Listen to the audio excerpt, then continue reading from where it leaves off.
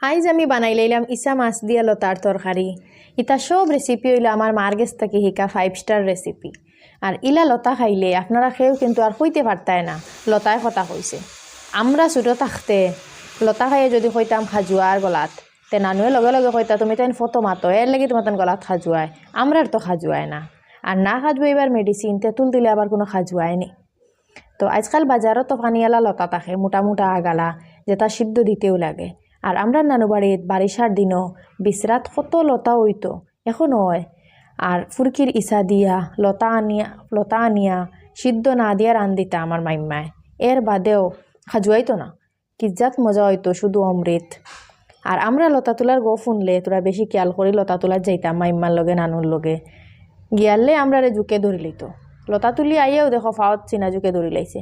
আর যুগ দেখি আসমানে জমিনে শিখ শুরু হইতো, যুগ সব দৌড়িয়া আইয়া দেখতা ফাও যুগ নাই। আর ফালর ছোটো যুগ কোনবাই উড়িয়া পড়ছে আল্লাহ জানেন। আর এর বাদেও খালি সারাদিন একটা মনো কুতকুতি থাকতো, ডর থাকতো আল্লাহ কোনবাই দিনই যুগ ইগু রক্ত খাইয়া ফেটফেটা হইয়া পড়ের, গরুর শরীর থেকে জেলা পড়তো দেখে ডরাই দাম ওলানি পড়ের। তে নানু বাড়ি যদি গাউতো তে আলাদা একটা মজা থাকে আর আনলিমিটেড মেমোরিজ বনে, যেটার কোনো তুলনা হয় না, সারা জীবন হইলা মেমোরি বানানি যায় না। আর ফল সবজি মাছ চাউল এটা এভেলেবল থাকেও থাকে, কইতে গেলে বাজার বাড়িত থাকে। আর আমরা লাখান খার খার নানু বাড়ি গাঁৱত কমেন্ট করিয়া জানাইও।